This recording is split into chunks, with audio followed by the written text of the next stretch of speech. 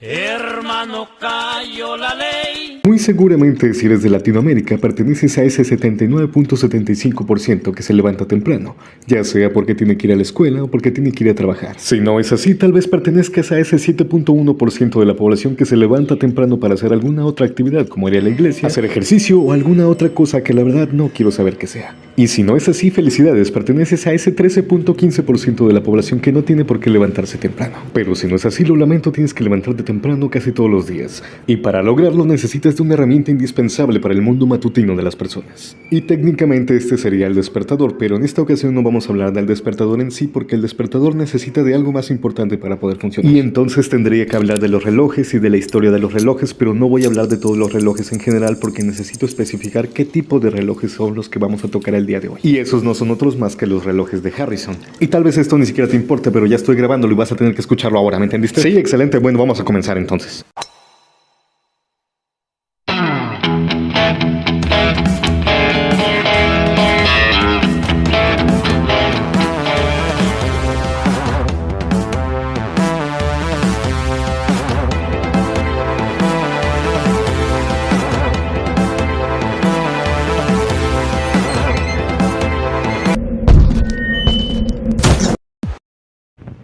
La Rosa de los Meridianos. Ok, en el anterior capítulo vimos que para que los navegantes antiguos pudieran ubicarse con exactitud necesitaban dos cosas: latitud, o sea, si estaban hacia el norte o hacia el sur, y longitud, o sea, saber si estaban en el este o en el oeste. Pero a todo esto, ¿qué tiene que ver un hombre inglés de peluca muy graciosa con el problema de la longitud y los navegantes que no daban ni una para poder saber su ubicación? Y es que no estoy bromeando cuando en serio digo que se perdían, y si no, pregúntenle a cierto personaje de la historia. Sí, lo recuerdo perfectamente. Estábamos navegando. Era una flota británica bajo el mando de nuestro almirante, Sir Claudius Lee Shovel. Estábamos regresando de Inglaterra. Había niebla ese día. Apenas si podíamos ver las velas de los barcos cercanos. Todos confiábamos en que los oficiales sabían nuestra posición. Yo tenía mis dudas, claro. Estábamos demasiado cerca de las Islas Orleans. Solo escuchamos como un estruendo rompió la noche. Nuestro buque insignia, estrellado contra las olas. En cuestión de segundos, las olas lo partieron en pedazos. Los gritos de los hombres fueron ensordecedores. La furia del mar los ahogó a todos rápidamente. Ni siquiera tuvimos tiempo de reaccionar cuando otros 3 barcos chocaron también. Más de 1,400 hombres murieron esa noche. Mis amigos, mis compañeros. El almirante Showell fue arrastrado por las olas. Días después lo encontraron sin vida en la orilla. Aquella tragedia nos dejó a todos con la amarga verdad. Habíamos sido víctimas de nuestra incapacidad. Calcular la longitud en los mapas no era suficiente con las estrellas. El océano nos cobró el precio más alto por ese error. No fue hasta años después cuando escuché que el Parlamento ofreció una recompensa para resolver este problema.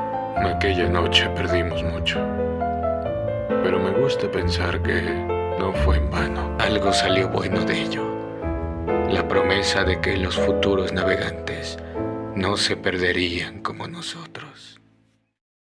Mientras que en tierra firme podemos ubicar el camino con señalizaciones como por ejemplo ver las montañas o actualmente ver algunos edificios, bueno, en mar abierto es otra historia. Si lo único que puedes ver es agua y cielo, bueno, no hay muchas opciones. ¡Date prisa, esponja! ¡Creo que se está poniendo oscuro! Nuestro gran aliado fue el cielo nocturno, pues ahí podíamos observar las estrellas y más o menos ubicar por dónde estaba el norte y por dónde estaba el sur. Gracias a esto podíamos saber nuestra latitud, pero saber qué tan al oeste o al este estábamos, pues ese era un problema. Para ese entonces ya se sabía que la Tierra era una esfera, digamos que era un limón. La Tierra, al igual que este limón, tiene una parte superior y una parte inferior, que vendrían a ser los polos, o sea, el polo norte y el polo sur. Entonces, para poder saber nuestra ubicación en el mapa del mundo, necesitábamos un plano cartesiano, el mismo plano que nos enseñaron en la clase de matemáticas, ese mero. Entonces, el mundo creó su propio plano cartesiano. Primero empezamos con el eje X. Solo había que partir el planeta de forma horizontal por la mitad y voilà, nuestro eje X, o mejor conocido como Ecuador. Pero esa fue la parte fácil, porque ahora, ¿qué pasa si yo lo quiero partir por la mitad de forma vertical? Es decir, no importa hacia dónde lo gire, cualquier lado hacia donde yo le dé vuelta, pues puede ser la mitad. Teníamos que decidir cuál iba a ser la mitad vertical del planeta. ¿Y para qué era todo esto? Bueno, sabemos que el día dura 24 horas. Si esto lo dividimos en los 360 grados que da la vuelta al planeta en forma de circunferencia, obtenemos a cuántos grados equivale una hora. Matemáticas, hijo, con eso alegarás, pero los números no mienten. Cuando se estableció cuál iba a ser la mitad vertical de la Tierra, surgió el meridiano de Greenwich. De hecho, si configuras la zona horaria de tu celular, muy seguramente aparecen las siglas GMT, o sea, tiempo de meridiano de Greenwich. Entonces, ya teniendo nuestro eje Y y nuestro eje X, podemos establecer las zonas horarias. Y con esto podemos establecer que a partir del meridiano de Greenwich, cada 15 grados es equivalente a una hora de diferencia. O viceversa. Cada hora podía determinar a cuántos grados de longitud estábamos en la Tierra. El detalle, no existía ningún reloj que pudiera estar sobre un bote en alta mar. En ese tiempo los relojes eran de péndulo, y con el movimiento de las olas, pues esto no ayudaba mucho, ya que con el movimiento se desajustaban, ocasionando que dieran más o menos minutos de los que en realidad eran. Pero todo cambió con la llegada de un hombre llamado John Harrison. Este señor no solamente creó un reloj a partir de cero, siendo que este no era un reloj, y aún así desarrolló un mecanismo oscilante que le permitía al reloj no solamente no funcionar con un péndulo, sino que iba tan rápido que su mecanismo no era afectado por el movimiento de las olas. Este reloj fue conocido como el H4. Entonces, volviendo al experimento, digamos que ya más o menos viste el cielo y te ubicaste por dónde está el norte. Pero ahora, ¿cómo saber qué tan al este o al oeste estás?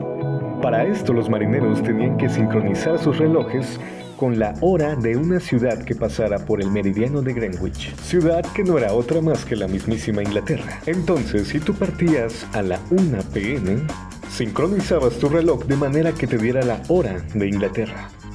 Una vez estuvieras rumbo hacia tu destino, solamente tenías que revisar el cielo para saber que el sol estaba en su punto más alto. Cuando el sol estaba justamente arriba de tu cabeza, eso significaba que estaba en su punto más alto. O sea, significaba que eran las 12 p.m. Una vez teniendo esta información, solamente tenías que comparar los horarios. Supongamos que tu reloj te marcaba que eran las 7 p.m., lo que significa que va 7 horas adelantado.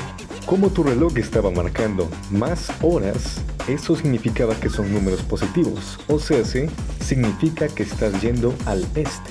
Entonces, como cada hora equivale a 15 grados, solamente tenías que multiplicar esas 7 horas extra por 15, lo cual nos da un total de, en efecto, 105 grados al este. Y voilà, ahí lo tienes. Ahora los navegantes más o menos podían saber su latitud y su longitud. Y créanme, para ese tiempo esta pequeña diferencia podía significar estar entre la vida o la muerte.